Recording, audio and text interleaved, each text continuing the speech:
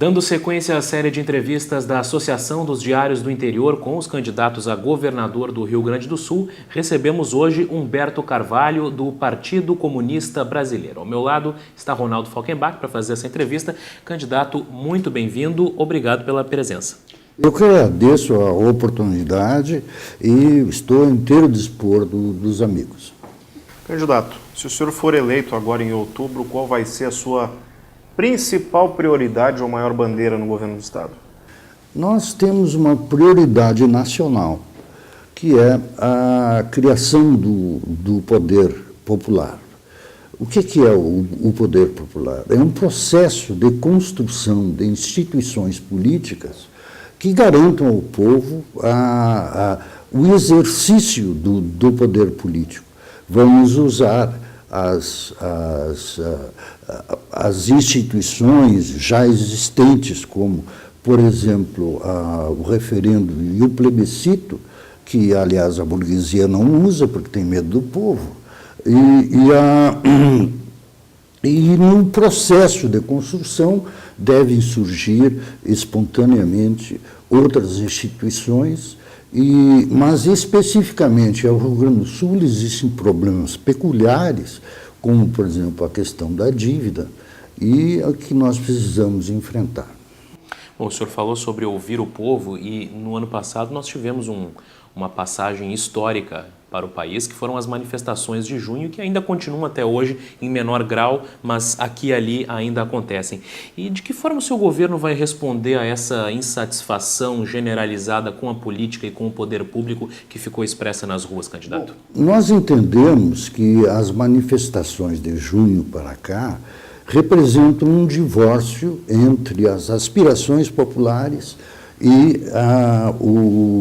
a política e os políticos tradicionais. Como nós não somos políticos tradicionais no sentido de representantes da burguesia, que tem mais interesses em acumular privilégio do que resolver problemas,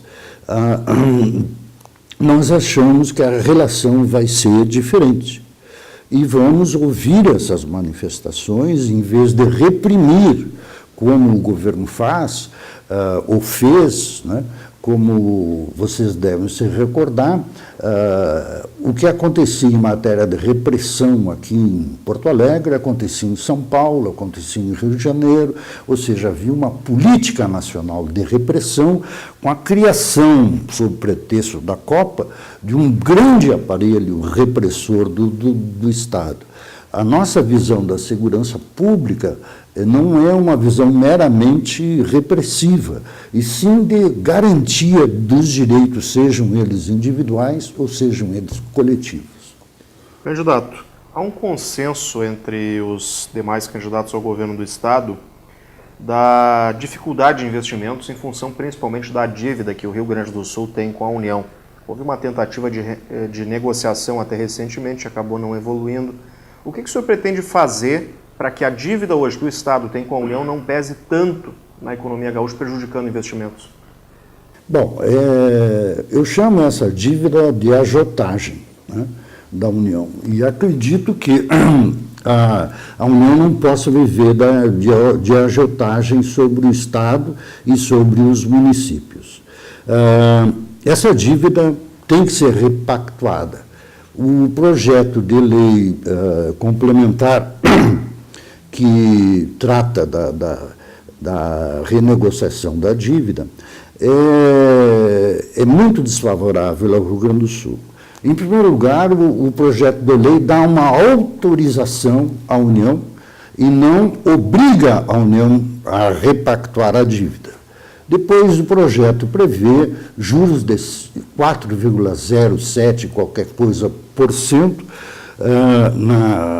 e quando nós defendemos que não pode existir juros, cobrança de juros, porque não se trata de um mero contrato comercial, mas sim de um acordo entre entes da mesma federação. E ainda eu tenho a suspeita particular de que há anatocismo, ou seja, cobrança de juro sobre juro, o que é proibido por lei. E até, se comprovar isso, pode-se pedir um impeachment do responsável por isso. Penso eu, por contrariar justamente a ordem jurídica. Ainda é necessário então, inexistindo juros, inexistindo anatocismo, é preciso que se mantenha o equilíbrio econômico-financeiro do Estado. Isso tem que constar de cláusula, que é comum em todos os contratos de longo prazo. E finalmente, que se respeite os entes da federação. Então, se a União se negar a esse tipo de negócio, tem que se recorrer ao judiciário. Porque hoje em dia é muito fácil pedir uma revisão de um contrato de financiamento, vamos supor, da compra de um automóvel, que dirá, então, da revisão de um contrato entre entes da federação. Bom, ainda a respeito da relação entre Estado e União, candidato, uma questão que inclusive já foi pauta de eleições anteriores é a respeito da Lei Candir, porque houve uma queda nos repasses da União para o Estado e com isso as empresas exportadoras não têm acesso às compensações, aos créditos de CMS a que teriam direito por lei. Sim, nós pretendemos, enquanto perdurar a Lei Candir, pedir nem que seja judicialmente uma reposição dessas perdas e quando a União faz as reposições, ela é muito demorada no repor essas diferenças. Nós queremos evitar isso. E ainda, se me permitirem, em relação à questão das finanças, tem o problema da dívida, o problema da Lei Candir, mas tem também a política de investimentos fiscais do Estado, que o atual governo, através do chefe da Casa Civil, se não me engano, disse que não se pode rever esses contratos. Quando essa política nefasta para o Estado de isenções fiscais representa uma perda de 30% do potencial de arrecadação de ICMS. E, finalmente, tem que se combater a sonegação fiscal. Candidato, a gente percebe hoje que a economia gaúcha está muito dependente da agricultura e a agricultura muito dependente do clima. Quando a gente tem um clima favorável, a economia vai bem, a agricultura vai bem, o PIB cresce. Quando a gente tem um período de muita chuva, ou principalmente de muita seca, que afeta a produtividade, enfim, o PIB gaúcho cai. O que o senhor pretende fazer, se eleito, para reduzir essa dependência hoje que a agricultura gaúcha tem do clima? Bom, eu não vejo tanto o problema do clima, eu vejo mais uma questão ligada ao meio ambiente, que é a monocultura. A monocultura, como os amigos sabem, leva a uma deteriorização da terra. Veja, por exemplo, São Paulo. Existem estudos em São Paulo que, com o desmatamento, o mau aproveitamento da terra, São Paulo, muito breve, não terá água. Será uma cidade fantasma. E em virtude das secas que já estão ocorrendo devido a esses desmatamentos. Bom, e nós temos também a nossa preocupação com a agricultura é mais em relação à chamada agricultura familiar, visando a produção de alimentos, visando mais o mercado interno. E também temos propostas em relação à pecuária, que, como os amigos sabem, ela se produz ou se reproduz de uma forma extensiva. E nós queremos, paulatinamente, mudar essa forma de produção para uma produção intensiva. Com isso, nós estaremos combatendo também o latifúndio. Agora, o senhor falou sobre a importância da agricultura familiar, mas há um problema hoje no campo, que é o fato de muitos jovens estarem trocando o campo pela cidade em busca de outras oportunidades. Aí é um envelhecimento da população rural e uma preocupação com a subsistência da agricultura no médio e longo prazo. Como tornar o campo, a zona rural mais atrativa de forma que o jovem permaneça trabalhando no campo e a gente tenha uma manutenção da agricultura aí? Dando oportunidades a esses jovens através de uma coisa que a burguesia se nega devido ao agronegócio. E o governo se nega, os governos estaduais e o federal se negam, que é a reforma agrária. A reforma agrária é indispensável para a manutenção do homem no campo, e essa é uma das formas que vamos tentar atingir esse objetivo, o bem-estar do homem do campo no campo. Bom, nós estamos conversando com o candidato Humberto Carvalho ao governo do Estado pelo PCB. Candidato, hoje se fala que a máquina pública ela consome muitos recursos. Enfim, se o senhor for eleito governador, o senhor pretende enxugar a máquina pública, reduzir essas despesas? Bom, como eu estava dizendo, isso faz parte do discurso neoliberal, que o Estado é grande, incomoda, sei lá o quê. Mas se nós olharmos a história, as medidas que foram tomadas em relação à crise de 29, por exemplo, não por um país socialista, mas por um país capitalista, como os Estados Unidos, a crise de 29 representou a crise do liberalismo. E a administração Roosevelt, quando foi eleita em 33, fez uma grande modificação, ainda que dentro dos quadros do capitalismo, através da intervenção do Estado na economia, e todo mundo sabe que, após a Segunda Guerra Mundial, os Estados Unidos tornou-se a primeira potência econômica do mundo. Em países onde não houve sinalização de mudança do liberalismo, como a Alemanha, em 1933 assumiu Hitler, e deu no que deu. Então, é indispensável a intervenção do Estado na economia, especialmente como regulador e de uma maneira toda especial em relação aos investimentos financeiros. Porque essa crise de 2008, que é a fase aguda da crise sistêmica do capitalismo, se deu em grande parte pela falta de controle sobre o sistema financeiro. Qual a sua posição em relação aos programas de transferência de renda, candidato? Há hoje programas em funcionamento no Estado, como o RS Mais Igual, que é uma complementação ao Bolsa Família. Se o senhor for eleito, esses programas vão ser mantidos, vão ser expandidos? Qual a sua posição? Sim, entendo que, em caráter emergencial, esses programas devem ser mantidos. Mas nós precisamos buscar uma melhor redistribuição de renda.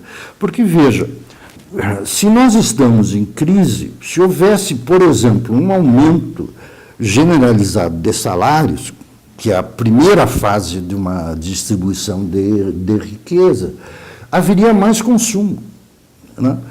Havendo mais consumo, o comércio demandaria mais produtos da indústria, gerando mais empregos, gerando mais impostos, beneficiando, enfim, todo o ciclo econômico.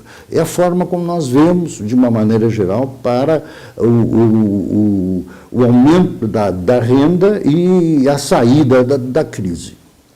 Candidato, tem um outro problema também, que é em relação à máquina pública. Hoje, em muitos momentos, ela deixa de atingir a expectativa do cidadão. São projetos que demoram, obras que enfrentam uma burocracia sem tamanho, outras medidas também que emperram no funcionamento dessa máquina pública. Se eleito, o que o senhor pretende fazer para agilizar o andamento dos projetos e, por consequência, os benefícios para o cidadão? Bom, nós comunistas acreditamos que houve um sucateamento do Estado, com as privatizações e os governos que defendiam esse sucateamento faziam de tudo para que o Estado não funcionasse, né? Quando, antes do neoliberalismo, o Estado funcionava de uma maneira geral bem. no sentido de prestações de serviços, e é preciso que volte essa intervenção do Estado na economia, sob pena de acontecerem guerras fiscais entre os estados, como já está acontecendo. Os amigos sabem que em 2001 acabaram todos os organismos, agências de desenvolvimento regional e deixaram para os estados a realização disso. Ora, dentro de uma visão neoliberal, né, porque aí o que acontece? Os estados mais ricos podem dispor, baixar as alíquotas do ICMS e adquirirem mais investimentos. Me lembro que, a título de exemplo, a Parmalat, em Minas Gerais, onde pagava 12% de ICMS, mudou-se para São Paulo para pagar 7%. Então, isso provoca essa guerra. E a forma de evitar essa guerra, ademais de uma reforma tributária, é a criação de agências regionais de desenvolvimento que permitam um equilíbrio no desenvolvimento entre os estados e desapareça essa visão egocêntrica típica do neoliberalismo. Bom, o senhor criticou a chamada guerra fiscal e defende uma intervenção do Estado sobre a economia, mas qual exatamente vai ser a sua estratégia para estimular investimentos no governo do Estado, candidato? Bom, nós vamos incentivar somente investimentos produtivos, né? Especulativos nunca. Bom, candidato, um outro tema, as parcerias público-privadas, que têm ganhado, as PPPs, né, bastante destaque ultimamente. O que o senhor acha das PPPs e, se eleito, o senhor pretende utilizá-las no governo? Nós temos uma visão diferenciada disso. As empresas privadas, pela lógica do capitalismo, não fazem filantropia, visam lucro. Enquanto que o Estado tem que ter, visa a prestação, ou deve visar a prestação de serviços de qualidade e, de preferência, universalizados. Há um conflito de interesses entre o interesse privado e o interesse público. Então, eu, pessoalmente, não confio nas parcerias público-privadas. Prefiro a iniciativa estatal. Candidato, vamos mudar um pouquinho de assunto. Uma questão que é bastante delicada e que é uma das questões-chave dessa campanha eleitoral aqui no Estado, me parece, que é a relação entre o governo do Estado e o magistério. Nos últimos anos, essa relação foi pautada, sobretudo, pela reivindicação por parte da categoria da regulamentação do piso nacional do magistério. O governo ainda não fez essa regulamentação e alega que o indexador previsto na lei torna a lei inviável na prática. Se o senhor for eleito, será possível pagar o piso da forma como a lei está hoje? E já lhe pergunto qual é o compromisso que o senhor assume em termos de política salarial com o magistério. Bom, não só com o magistério, mas com os servidores em gerais, de dar ganhos reais aos servidores, mas particularmente ao magistério, de pagar o piso nacional. É preciso fazer esse esforço e, para isso, o outro eixo da nossa campanha é a chamada economia popular, que, em vez de se pedir empréstimos a agências estrangeiras, que quase sempre fazem exigências para pior de modificação das carreiras dos servidores, de modificação da previdência do Estado, sempre para pior, nós pretendemos criar mecanismos de autofinanciamento do Estado através, por exemplo, de poupança dos gaúchos, poupança feita por pessoas físicas, pequenos e médios empresários, e que seja uma fonte alternativa de receita para o Estado. Candidato, ainda sobre essa questão envolvendo o funcionalismo, a gente tem hoje o Instituto de Previdência do Estado com uma série de problemas, por exemplo, o descredenciamento de médicos que estão se afastando do sistema, alegando que recebem muito pouco, de outro lado a população que fica desassistida, enfim. O que o senhor pretende fazer em relação ao IP? Bom, em relação ao IP, a primeira coisa é fazer com que o IP fique sob o domínio da categoria dos servidores. Ou seja, o presidente do IP não vai ser nomeado pelo governador, será indicado mediante eleição pelos servidores. E o IP sairá do Caixa Única, né? Ainda, o IP tem como formas de recomposição cobrar do Estado a dívida do Estado em relação ao IP e a venda de imóveis que não servem para nada, para o IP. Né? Penso ainda, mas realmente vou adiantar uma coisa que não está estudada, um cálculo autuarial. Para aumentar a renda do IP, a parte da saúde, oferecer para todos os cidadãos rio-grandenses que eu acho que pagariam com bom grado por uma boa assistência médica. Candidato, uma outra questão bastante polêmica e delicada dessa eleição é estradas, né? O ano passado, o governo tomou a decisão de encerrar os contratos de pedágio, os polos rodoviários que estavam desde a década de 90 sob concessão privada, criou a empresa gaúcha de rodovias, houve uma redução na tarifa de pedágio, mas essa medida ainda é, de certa forma, controversa na medida que existe críticas ao atendimento que a EGR vem dando às estradas. Se o senhor for eleito, a EGR vai ser mantida ou qual vai ser o modelo que o senhor pretende adotar para gerir a utilização dos serviços públicos do Estado, visando que há um grande déficit de asfaltamento nas nossas estradas e utilizar, sem terceirizações, o nosso DAIR, os nossos servidores. E o pedágio continua também? Não. Sem pedágio, já pagamos impostos suficientes para as nossas estradas. Não pode haver desvio de verba para financiar empresas privadas. Candidato Humberto, uma outra questão é a saúde, né? A gente sabe hoje que o Estado não investe aqueles 12% que são estabelecidos, os municípios precisam investir 15% no mínimo, tem alguns que investem mais, chegam a perto dos 30% de investimentos na área da saúde, que compromete, claro, as finanças das prefeituras também. Se eleito, o que o senhor pretende fazer para aumentar a quantidade de investimentos do Estado no setor? A grande preocupação nossa é com a saúde do trabalhador, que é a grande maioria da população. Vocês vejam, por exemplo, que no Estado as condições de trabalho são, comparadas com São Paulo, são muito mais nocivas. Nós aqui temos uma incidência de mortes pelos chamados acidentes do trabalho e de doenças decorrentes do trabalho, muito maior, comparativamente, do que São Paulo.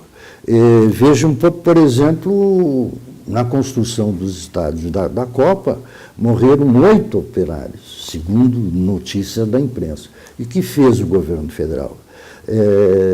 Mandou parar, não digo a obra do total do Estado, mas aquele setor onde ocorreu o acidente? Não. Ou seja, a vida e a saúde do trabalhador não valem nada para esse governo que quer o continuismo. O senhor falou sobre a construção de hospitais regionais e a gente sabe que hoje há hospitais por todo o estado que estão afogados, com UTIs lotadas ou superlotadas, sem leitos suficientes, sem condições de atender as demandas dos municípios. A sua estratégia para minimizar essa situação é hospitais regionais? O que mais? E tentar aumentar os postos de saúde, né? Candidato, vamos falar um pouco sobre segurança pública. A gente percebe hoje que há, segundo os próprios órgãos de segurança, uma defasagem muito grande, né, de soldados, de homens. A Brigada Militar se cogita em torno de 10 mil que faltam. Porto Alegre está pedindo 2 mil homens para reforçar a segurança pública, enfim. O que o senhor pretende fazer para recuperar esse número de policiais que o Estado perdeu ao longo desses últimos anos? Nós achamos, antes de mais nada, necessário mudar a forma como se vê a segurança pública. Ocorre que estamos acostumados, devido aos governos das elites, da burguesia, a reduzir a segurança pública à repressão criminal. Quando a segurança pública envolve outros aspectos, não só como a garantia dos direitos individuais e coletivos, mas, por exemplo, um plano estadual de combate a incêndios, né? Já na campanha de 2010, nós reclamávamos a inexistência desse plano. E foi preciso uma tragédia como, lamentavelmente, a tragédia da Boate Kiss, para que o governo começasse a pensar fazer alguma coisa nesse sentido. Então, através dessa mudança de visão da Secretaria de Segurança Pública, ou melhor, da Segurança Pública, nós pretendemos também inserir nisso a desmilitarização das polícias e a especialização dos servidores civis policiais. Ainda sobre segurança pública, nós temos uma outra situação bastante delicada, que é a superlotação do sistema penitenciário. Temos aí por todo o estado presídios superlotados, com péssimas condições de infraestrutura. Temos a situação calamitosa do Presídio Central de Porto Alegre. De que forma o seu governo vai atuar para minimizar essa situação? Bom, aí nós pretendemos utilizar os fundos para a criação de presídios e achamos que, em relação ao preso comum, né, a forma de recuperar é através do trabalho. Então, criar instituições penais visando aproximar o preso do trabalho, né?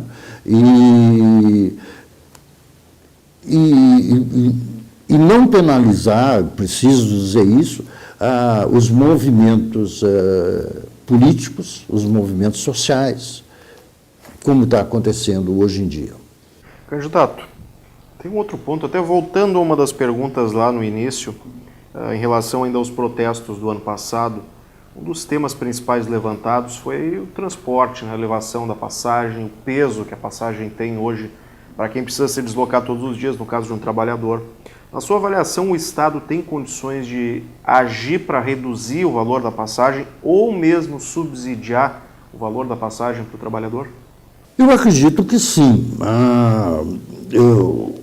A nossa visão desses movimentos é que eles começaram com essas reivindicações parciais, mas a tendência é buscar uma ampliação dessas aspirações, visando mecanismos de democracia direta e semidireta, ou seja, o povo decidindo sobre os seus destinos. E aí cabe aos governos obedecer essas decisões. Candidato, nós vamos para a fase final da nossa entrevista com questionamentos que foram encaminhados pelos veículos associados à Associação dos Diários do Interior, tratando de algumas demandas regionais. Começando pela região centro-oriental, uma pergunta encaminhada pelo Jornal do Povo de Cachoeira do Sul. Qual a sua proposta de desenvolvimento para as cadeias produtivas de arroz e soja no Rio Grande do Sul e que tipo de investimento será necessário o Estado participar? Eu já disse que a nossa preocupação vai ser com a agricultura familiar.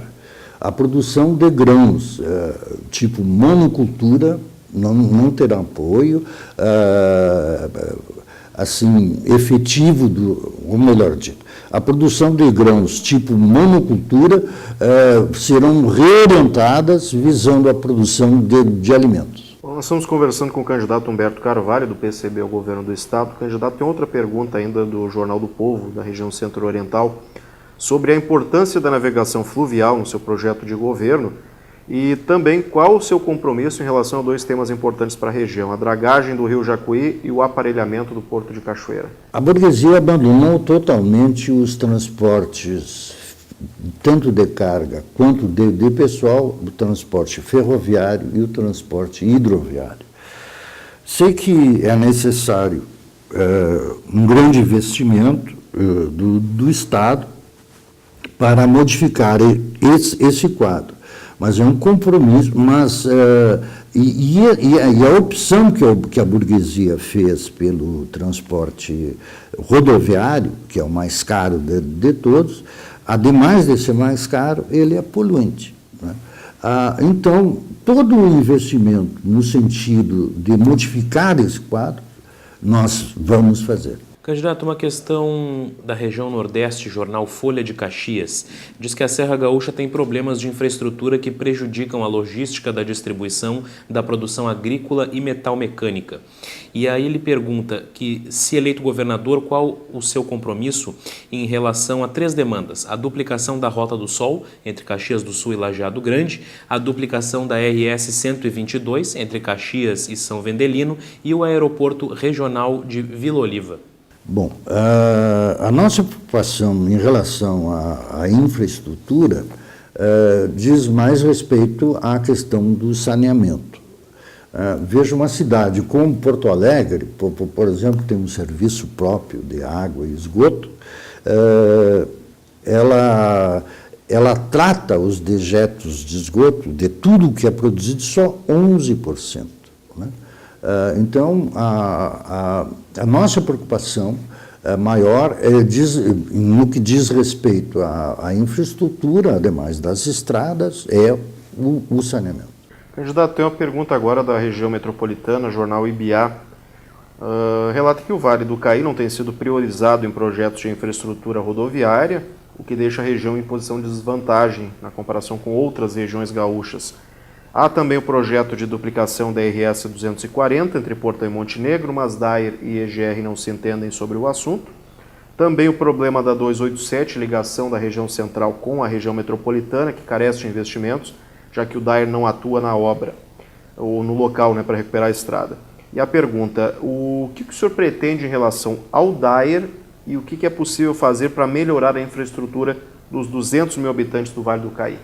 Bom, cabe ao DAER, no nosso entender, o planejamento, a proposta de planejamento de uma melhor estruturação das nossas estradas. Dentro desse planejamento vão ser estabelecidas prioridades.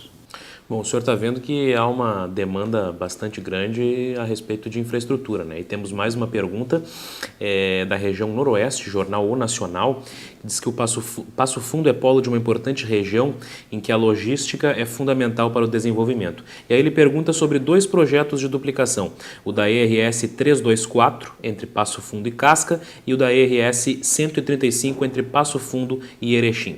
Eu acho que já respondi anteriormente. Bom, candidato, agora 2 questões do Vale do Rio Pardo enviadas pela Gazeta do Sul. A gente começa, já que estamos falando de estradas, pela questão ligada justamente ao setor. Duplicação da RSC 287, que é a ligação do Vale do Rio Pardo com a região metropolitana. Há um projeto que foi iniciado, enfim, mas está muito incipiente ainda. É possível se comprometer com essa demanda? É possível, desde que no plano a ser elaborado de reestruturação das nossas estradas, ela conste como prioridade. Esse plano tem que ser estabelecido e o órgão competente para isso, no meu modo de ver, é o DAER. Candidato, para a gente terminar a nossa conversa, ainda uma questão do Vale do Rio Pardo, que é em relação à fumicultura. Fumicultura é a base da economia dos municípios do Vale do Rio Pardo, mas existe uma preocupação muito grande com a subsistência dessa cadeia no médio e longo prazo, em função de uma série de restrições que estão surgindo em nível de legislação, em nível de resoluções de agências, enfim, que estão realmente impondo restrições à manutenção da cadeia. Qual será a sua posição enquanto governador em relação a isso? Seria muito fácil dizer eu vou apoiar, etc. Mas a verdade é que a questão do fumo é bastante complexa, porque há uma legislação federal que tem que ser obedecida e ainda há acordos internacionais e que têm que serem obedecidos. Então, respeitadas essas condições, vamos apoiar, é claro, a produção do fumo.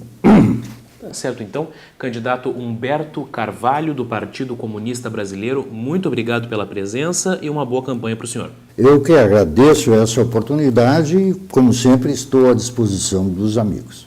Ronaldo Falkenbach, muito obrigado e na sequência voltamos com mais candidatos ao governo do Rio Grande do Sul.